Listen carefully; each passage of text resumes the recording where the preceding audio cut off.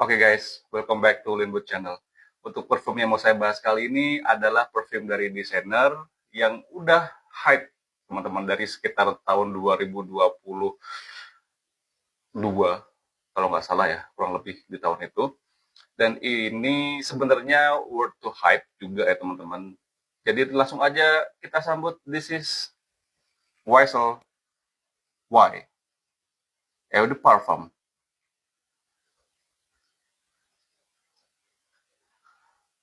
Oke, untuk presentasi botolnya sama semua ya teman-teman ya. Untuk lini atau dari flankernya YSL Y itu sebenarnya botolnya sama semua. Jadi kalau kalian lihat seperti ini, kita bahas presentasi botolnya dulu aja. Jadi dia punya botol gradasi, mulai dari atas ini hitam, terus ke bawah dia bening. Kemudian ciri khas dari seri Y itu adalah tulisan Y, mulai dari depan, kemudian melingkar ke samping sampai ke sini ya teman-teman, yang ngebentuk huruf Y gini ya. Terus kemudian di belakangnya ini punya saya size 100 mili. Kemudian untuk capsnya dia nggak berat juga sih, ya biasa aja gini teman-teman. Ini. Kemudian untuk motifnya dia kayak bergerigi kecil-kecil gitu ya. Gitu teman-teman, seperti ini.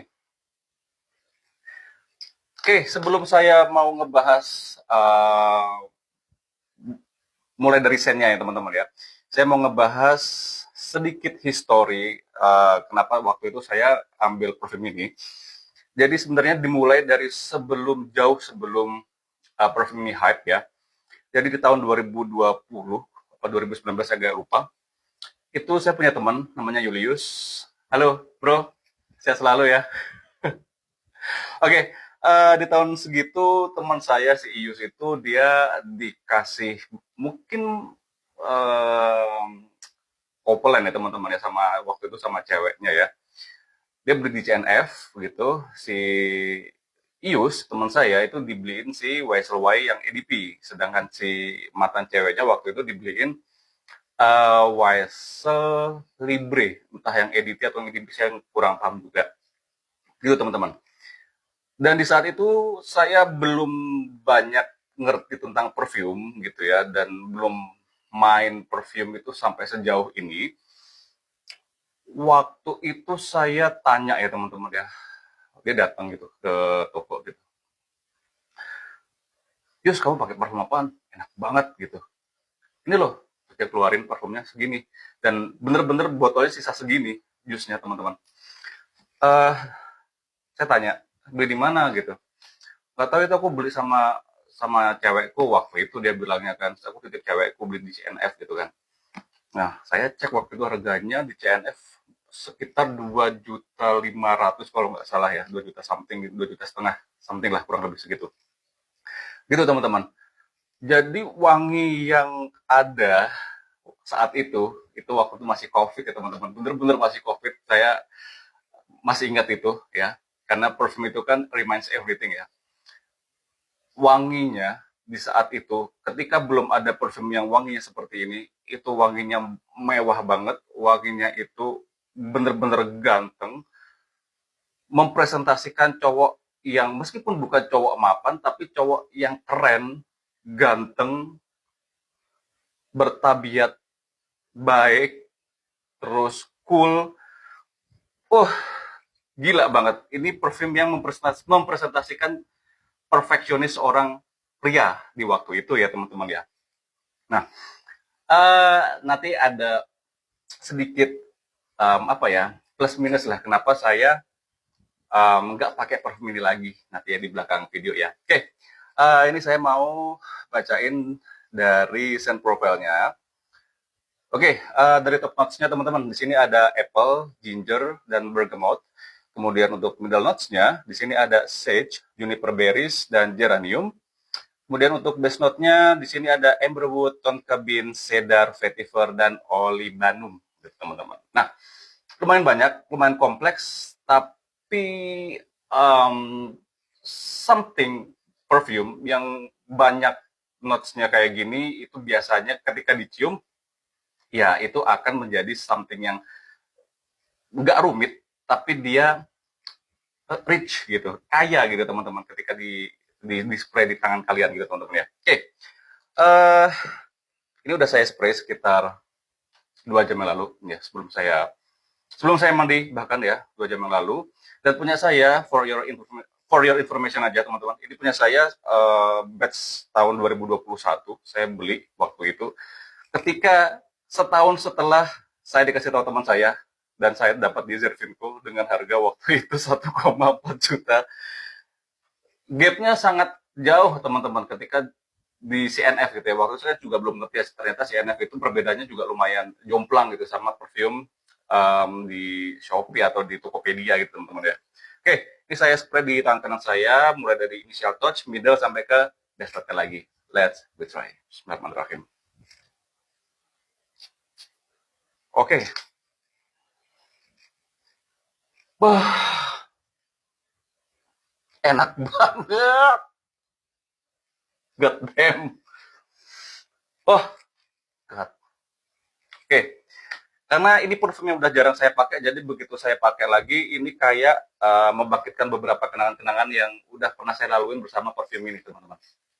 Oke, ketika di opening, teman-teman ya, kalian itu akan menemukan wangi dari green apple yang terasa dia sedikit manis, tapi juga fruitiness-nya itu juga lumayan kenceng, tapi bukan fruity yang sifatnya itu kayak kanak-kanak gitu, teman-teman.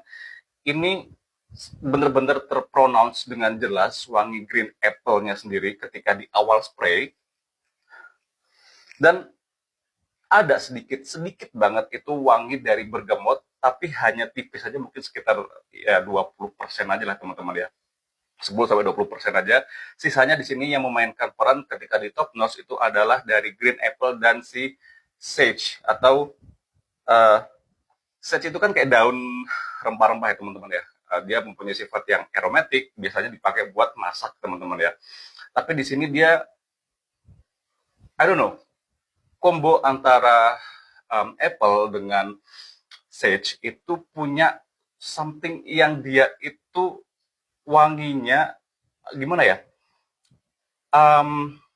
Ngebuat dia itu unik gitu ketika di opening aja, di open itu udah unik gitu teman-teman. Dan ada slightly wangi kayak wangi manisnya melon gitu teman-teman. Dan ini ketika di opening sedikit mengingatkan saya sama perfume saya yang waktu itu Abercrombie yang First Instinct yang ekstrim yang pernah saya bahas beberapa video yang lalu gitu ya teman-teman. Pembukaannya hampir seperti itu, sedikit slightly hampir seperti itu. Tapi DNA dari YSL Y ini benar-benar kuat ketika di awal. Ketika udah di middle teman-teman, ini ada penambahan notes itu yang berasal dari ginger. Jadi membuat kesan si YSL Y EDP itu ada sedikit warm gitu ya, warm tapi yang fresh gitu teman-teman. Karena yang saya tahu ya, ginger itu kan punya wangi yang fresh, spicy, dan aromatic at the same time ya teman-teman ya. Jadi ngebuat parfum ini tuh complicated sih teman-teman, sophisticated banget. Saya bingung jelasnya sih teman-teman. Ini tuh ada DNA khusus YSL ya. Saya nggak ngerti yang YSL yang versi OG yang edit itu kayak gimana. Tapi ketika saya coba flanker setelah si YSL Y EDP kayak yang Le Parfum, terus habis gitu yang Euphrase, kemudian Intense, kemudian Elixir, itu semuanya punya DNA yang sama gitu teman-teman. Meskipun antara opening dan mid itu beda ya teman-teman ya, namanya juga flanker ya. Nah, gini, ketika udah di base ya teman-teman, ini udah saya compare ketika di base, wangi yang menambah kesan dia itu pliket ya, itu sweetness dari si ton kebin dan ember. Nah, embernya ini, oh my god, enak banget. Embernya itu bukan ember yang kesannya dia tuh gormong, tapi dia masuk di kategori yang dia itu woody tapi dia manis gitu teman-teman, karena juga ketambahan dari si notes dari si tone kebinnya sendiri tuh teman-teman. Vetiver di sini juga memberikan kesan yang dia rich, bold, agak sedikit um, earthy gitu ketika di bass ya. Tapi uh, peran dari vetiver ini nggak banyak. Tetap saya agak heran juga teman-teman. Ketika udah saya spray beberapa jam ya, wangi yang masih ketinggalan itu adalah wangi si green apple-nya. I don't know, apakah memang dia banyak ya dari si produsen ini memang banyak banget menambahkan notes green apple-nya sampai di base note-nya pun wangi green apple-nya tuh masih terbaca gitu teman-teman, tetap tetap terdetek gitu teman-teman. Jadi wangi yang ada ketika udah sampai di base itu adalah wangi amber, tone kebin, sage, green apple. Udah itu empat empat notes yang saya sebutkan tadi itu menjadi mix jadi satu menjadi si base dari YSL EDP ini teman-teman. Dan satu lagi, karena ini adalah YSL EDP, hitungannya adalah perfume dengan um, apa ya, dengan tipe yang blue fragrance ya.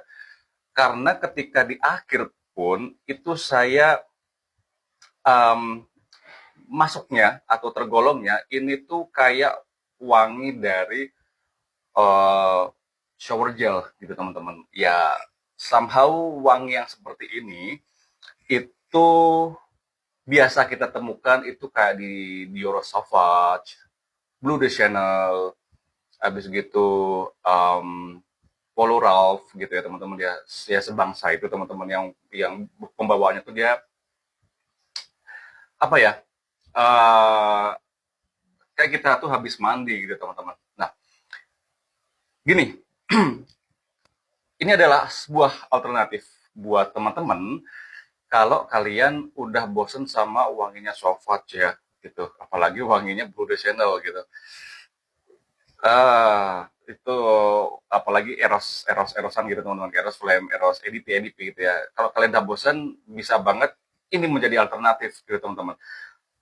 Tapi satu hal teman-teman, di tahun 2026, I don't know 2025 juga terjadi apa enggak, di tahun ini YSL EDP ini benar-benar digoreng harganya teman-teman. Itu yang paling saya nggak suka ya. Kenapa kok porsinya digoreng gitu? Karena uh, kasihan teman-teman yang belum pada dapat gitu ya, udah menyiapkan budget gitu ya, udah siap beli, ternyata barangnya di di apa ya, di markup gitu, terus di beberapa tempat itu juga udah kosong gitu kan, kasihan gitu teman-teman ya, gitu sih.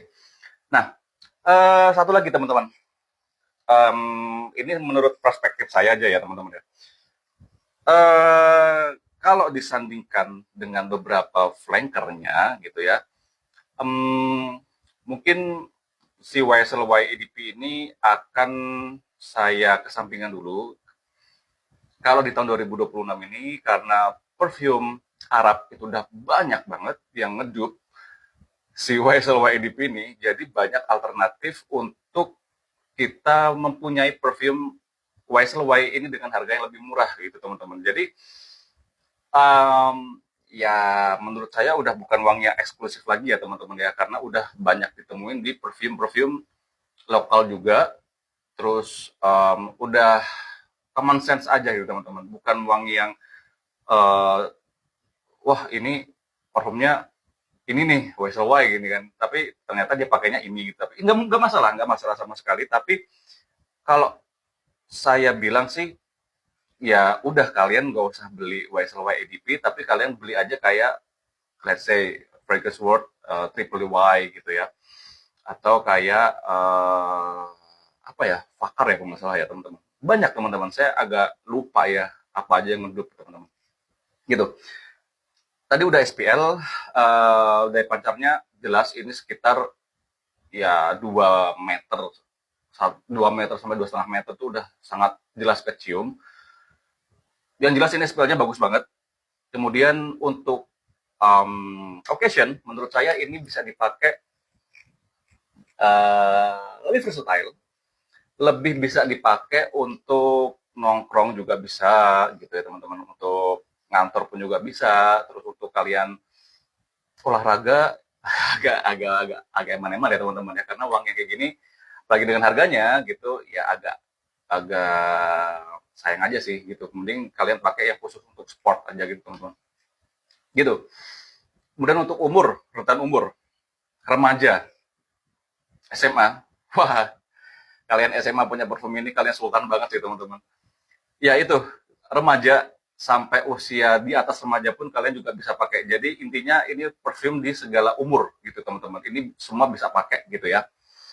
Gitu aja sih teman-teman. Menurut saya ini perfume yang worth to hype, tapi high price. Kalian bisa cari alternatif dari si YSL YEDP ini. Kalian bisa nemuin dengan harga 150 sampai ya kisaran 500.000, itu kalian bisa banget ambil gitu ya dari dupe dari si YSL YEDP ini teman-teman. Jadi ya kalian bisa mempertimbangkan dengan harga yang segitu ya teman-teman ya.